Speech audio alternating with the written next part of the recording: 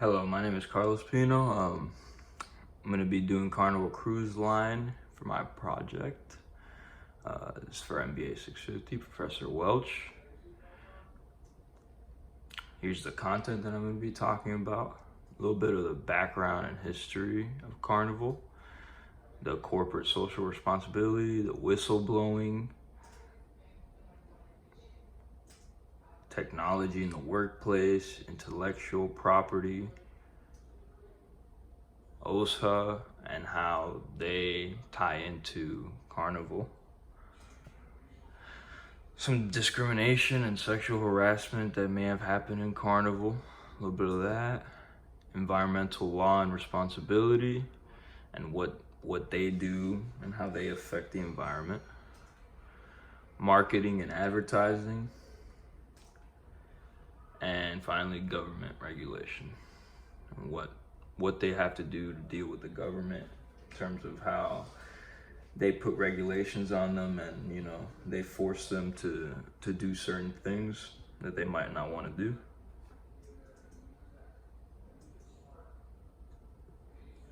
All right, so first off, the background and the history. It's founded by Ted Arison in 1972.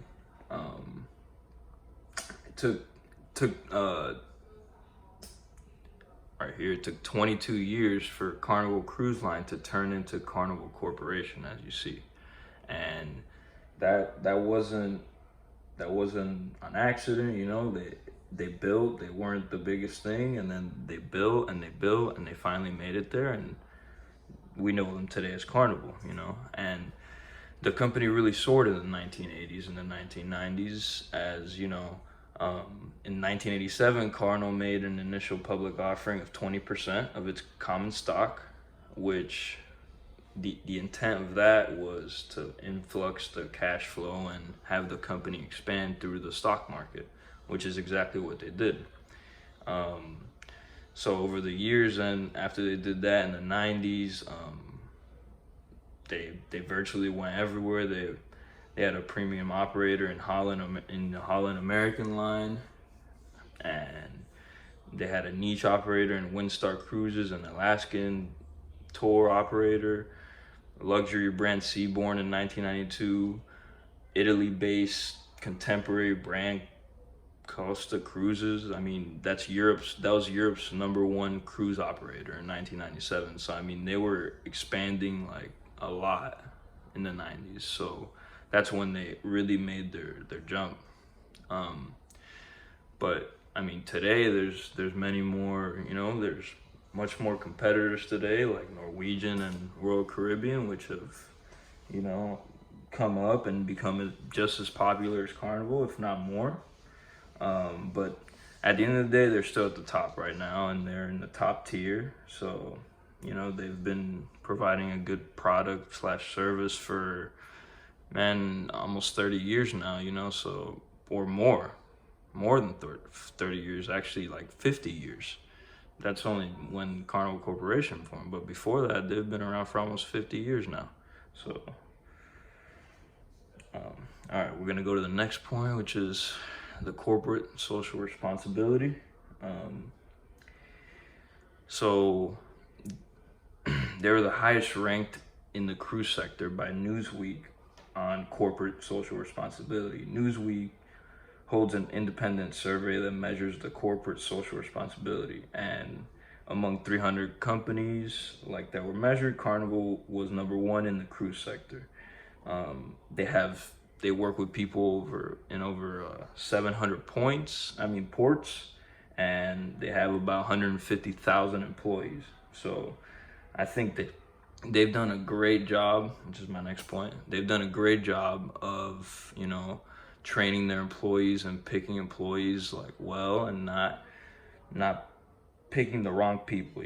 As far as the social responsibility aspect goes, they're on the right path, and what that means basically is that their employees and their people, they're good impact on their customers, on their coworkers. When they work on other ports, there's other people that work there, and they have to maintain that image for Carnival. So the fact that they got the highest rank in 2018 means that they're doing something right. And, you know, that they know at least how to treat people, you know, face to face, and treat customers and other people with respect. So they're on the right path. And here's a picture of, you know, they're pulling the rope in the same direction. And that's what the picture represents. And that's what they're doing as, you know, as a staff, as a whole company. They're all pulling in the right direction. All right, next is whistleblowing. So what does Carnival preach about? Whistleblowing, you know? What do they preach? Well, essentially they preach the whistleblower. I mean, Carnival preaches that all employees must maintain high ethical practices and responsibilities. This includes, you know, reporting an incriminating act that one might have done, or something that an employee does that put other people in danger. You know, like, there's many things that can happen. My next point, there actually has been a whistleblowing event, you know, occurrence in Carnival, and it happened in 2019. The Princess Cruise Lines, they're actually owned by Carnival. They had a whistleblower, a ship engineer, that informed authorities that they were dumping pollution into the ocean, and Carnival was fined $20 million. And, you know, they were put on probation. I mean, no, they were already on probation for a prior incident involving the same exact offense in 2017. So clearly they need to work a little bit on their ethical practices there, because, I mean, we'll talk about it later, but later on in the presentation, I'll be talking about how, you know, they really done this throughout their whole tenure. Since like the 1990s, they've been doing this, and they haven't really stopped, but we'll get there. All right, so I want to talk about the technology in the workplace and the intellectual property, because these two kind of tie in right now, because Carnival's kind of has a big thing going for them in terms of, you know, the technology that they just came out with. But yeah, here we go. The Ocean Medallion. All right, so the Ocean Medallion is a wearable, like a little, as you see in the picture there, it can be a bracelet, it can be a clip, a pendant, or a lanyard. So it's small, and like you can choose any of these to wear. It's a wearable thing that could go around your wrist, and it unlocks your cabin door. It allows you to pay for drinks and receive them from anywhere on the ship. So that is unbelievable. I mean, that's another level, and we've never heard of anything like that. You can just order stuff from anywhere on the ship, and I mean, that changes the whole experience, which is my next point. Like, this is something that would really, you know, it would really change the whole industry. And the reason I say that is because, I mean, no one else has had this. So it's one of those things that, you know, one person does it, then everyone else wants to get involved, and like, they're gonna have to compete with something like that. Other brands like, you know, Norwegian and Royal Caribbean are gonna have to come out with something similar, or something that can, you know, top that. Because if not, then they're gonna have a competitive advantage, and that's not what you want if you're on the other side. Obviously, for Carnival, this is great. But here's another cool fact. Obviously, before they made it, they had patented the idea, which comes into the intellectual property part. They had 46 patents of intellectual property on this Ocean Medallion, solely on this. I mean, that means that they had a lot of different things and ideas functions that they patented, and like, it can't be overdone. So I don't know, it might be hard, you know, to actually come up with something that doesn't invade that and also is a great product. But other than that, Carnival has never really been in any legal binds over intellectual property. They're actually pretty good at innovating. In 2017, when they patented this idea, they actually got voted by the Fast Company, which does a top 10 most innovative companies list for design and travel, and they made the top 10 on both of those categories. So, you know, Carnival is obviously, this is a great product, and that's what the intellectual property is about, you know, making something great that can innovate and put things to the next level. Um, all right. So OSA. So OSA and Carnival actually are really, they really need to be connected, and the reason why they need to be connected is because think about how many people go on a cruise ship like yearly, and how many people are on those ports. Like, that's a lot of people. And the main objection of OSA is safety and health.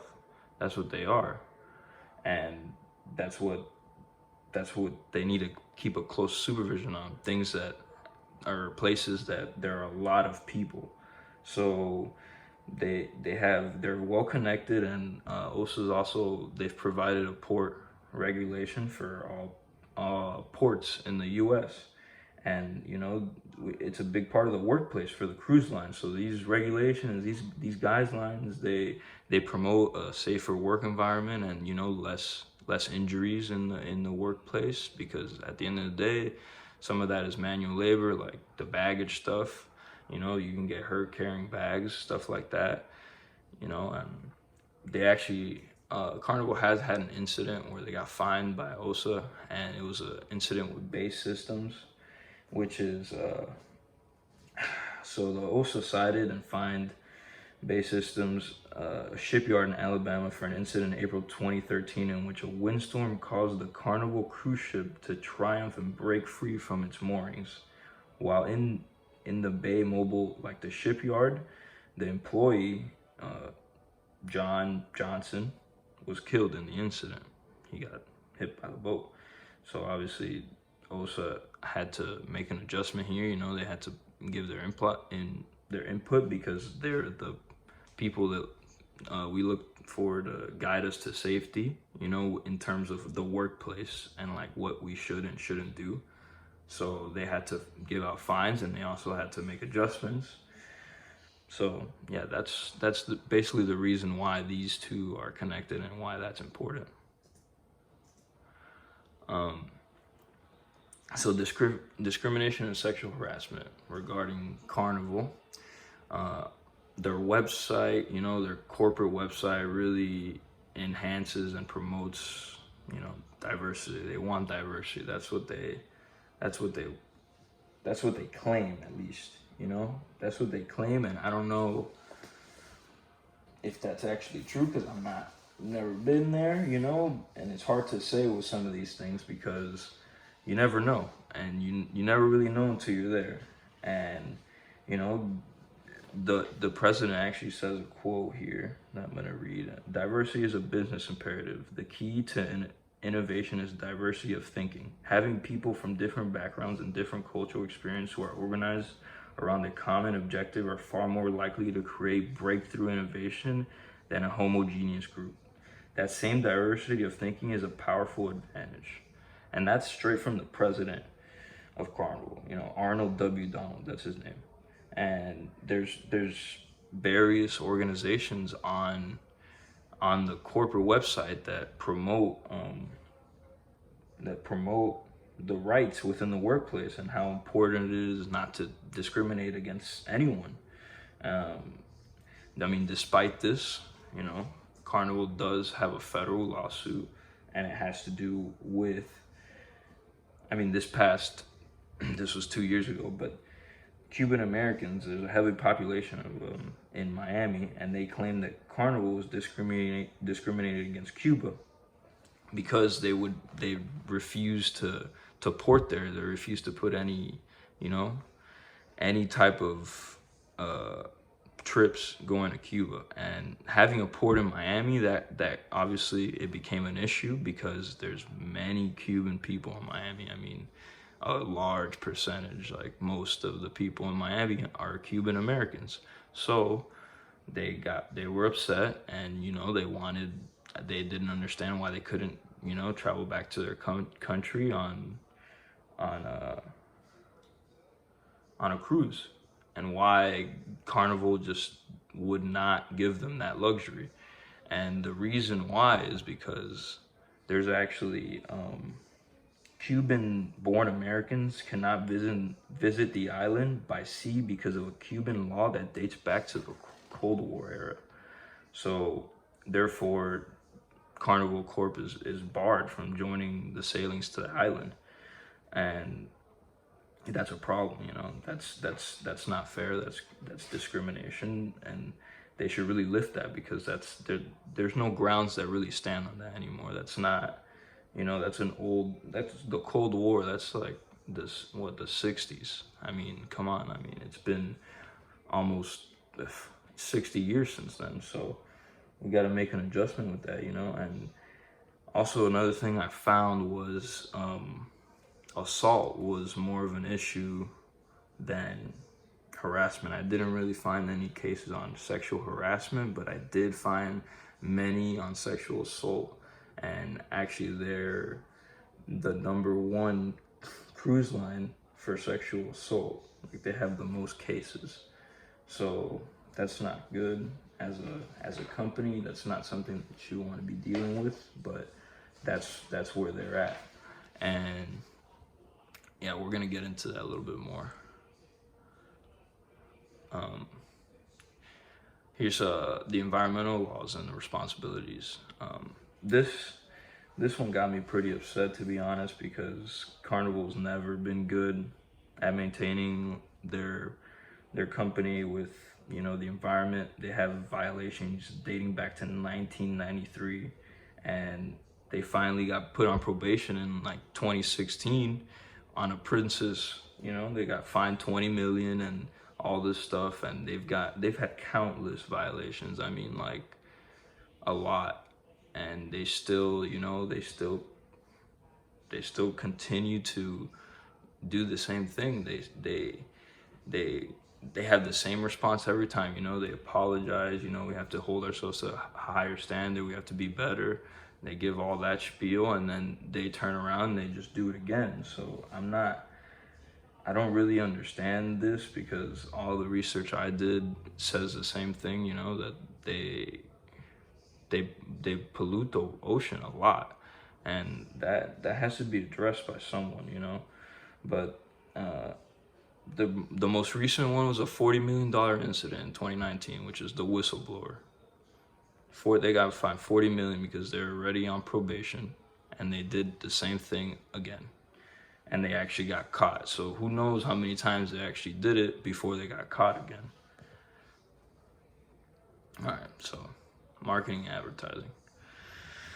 They really have no accusations of false advertising or marketing, but that doesn't take away from the fact that it's going to be extremely difficult for Carnival to market or advertise in the near future. I mean, due to recent occurrences like the ships colliding in Mexico and the current pandemic, I mean, the only real marketing point is how low their prices are going to be, like for the future cruises that are. And people are still going to be hesitant to buy those because they don't know what's happening, and they're scared. You don't want to risk getting sick over that, and they won't. And regarding the environmental crimes, I mean, Carnival lied about the use of an illegal bypass valves in Princess operated cruise ships, and they conspired, and it's supposedly a cover up, but no one knows. So I mean, to market, there's nothing to market except having a good time and low prices, because you can't market, emotionally or anything. I mean, if people really knew what was happening, I don't think they would want to deal with a company like this, to be honest. But not everyone sees these type of things. So this is my last point. They're gonna have a major challenge to try and market or advertise anything. And I mean, how they respond remains to be seen, but we'll see what they do in the future. All right, so the government regulations. A really noteworthy one that I want to mention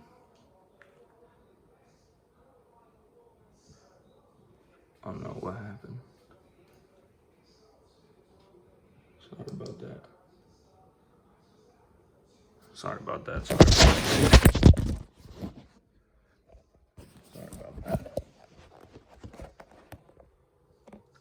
Apologize. I only got 2 more slides left. Stay with me, please. I'm already 20 minutes and I don't want to start over. All right. So the government regulations. Here we go. All right. So a noteworthy one that that was placed on cruise line was the Cruise Vessel Act of 2010. This act mandated the cruise ships to release statistics of alleged crimes that were committed aboard their ships. So, as I said earlier, you know, the sexual assault, I mean, they led, you know, cases. They had, by far, you could infer that they were the key beneficiary in, you know, why they did this, because there's so many cases there, and that's really bad. But the government placing this, you know, it helps people.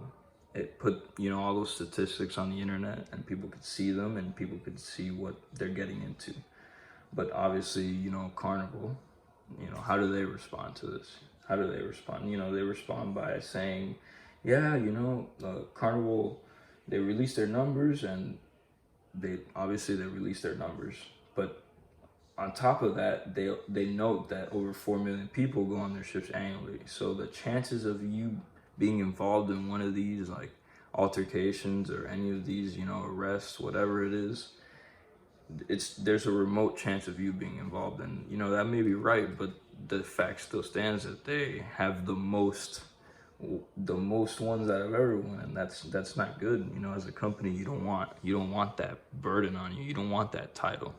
You want a safe place. You want to promote a safe place. But yeah, that's basically it. Here are my references. I used a lot of references. Obviously, you'll see more of those in my paper. But thank you. Have a good one.